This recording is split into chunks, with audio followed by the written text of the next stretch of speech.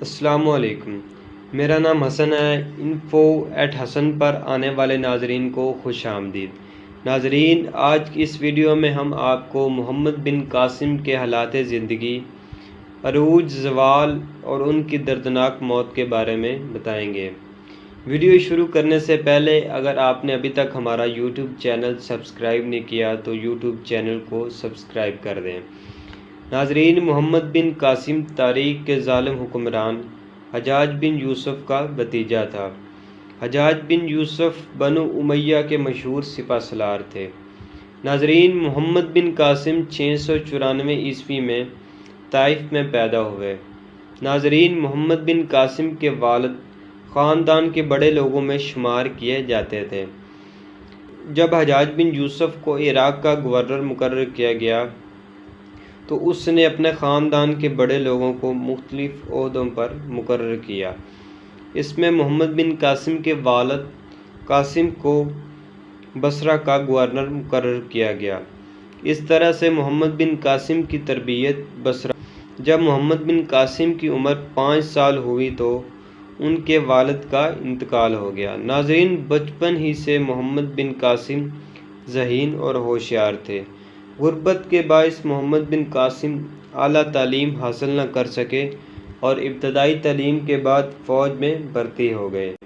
محمد بن قاسم نے فوجی ٹریننگ دمشق میں حاصل کی اور انتہائی کم عمری میں اپنی قابلیت کی بنیاد پر فوج میں اعلیٰ عہدے پر فائز ہو گئے۔ محمد بن قاسم نے 15 سال کی عمر میں 708 عیسوی میں ایران میں کردوں کی بغاوت کو روکنے کے لیے سپہ سالاری کے فرائض کو سر انجام دیا۔ اس وقت ولید بن عبد الملک کا دور تھا اور حجاج بن یوسف گورنر تھا۔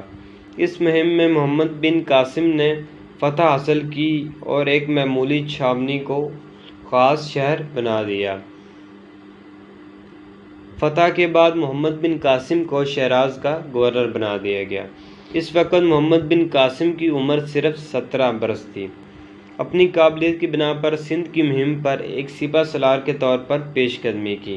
چنانچہ محمد بن قاسم کی کمان میں 6000 کی فوج تھی۔ ناظرین، محمد بن قاسم نے سندھ پہنچتے ہی دیبل پر قبضہ کر لیا اور مسلمان قیدیوں کو عرب بھیج دیا، اور اس کے بعد بہت سی لڑائیاں ہوئیں اور آخر کار راجہ داہر کی 7000 فوج، جس میں 20 جنگی ہاتھی بھی تھے، کو 721 عیسوی میں شکست ہوئی اور راجہ داہر مارا گیا اور سندھ پر محمد بن قاسم کی حکومت قائم ہو گئی۔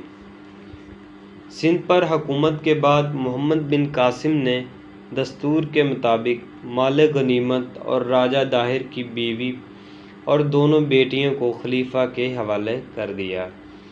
راجہ داہر کی بیٹیوں نے جھوٹ بولا کہ وہ خلیفہ کے لائق نہیں، کیونکہ محمد بن قاسم پہلے ہی انہیں استعمال کر چکا ہے۔ اس بات پر موجودہ خلیفہ سلیمان بن عبد الملک بہت ناراض ہوا اور اس نے حکم دیا کہ محمد بن قاسم کو بیل کی خال میں بند کر کے واپس لے۔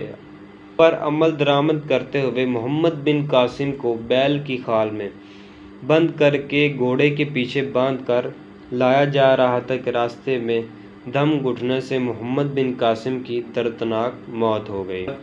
محمد بن قاسم کی موت کے بعد خلیفہ کو راجہ داہر کی بیٹیوں کی جھوٹ کے بارے میں معلوم ہوا تو خلیفہ نے سزا کے طور پر ان دونوں کو زندہ دیوار میں چنوا دیا۔ اگر آپ کو یہ ویڈیو پسند آئی تو اسے لائک کریں اور دوستوں کے ساتھ شیئر کریں۔ اگر آپ نے ابھی تک ہمارا یوٹیوب چینل سبسکرائب نہیں کیا تو چینل کو سبسکرائب کر دیں۔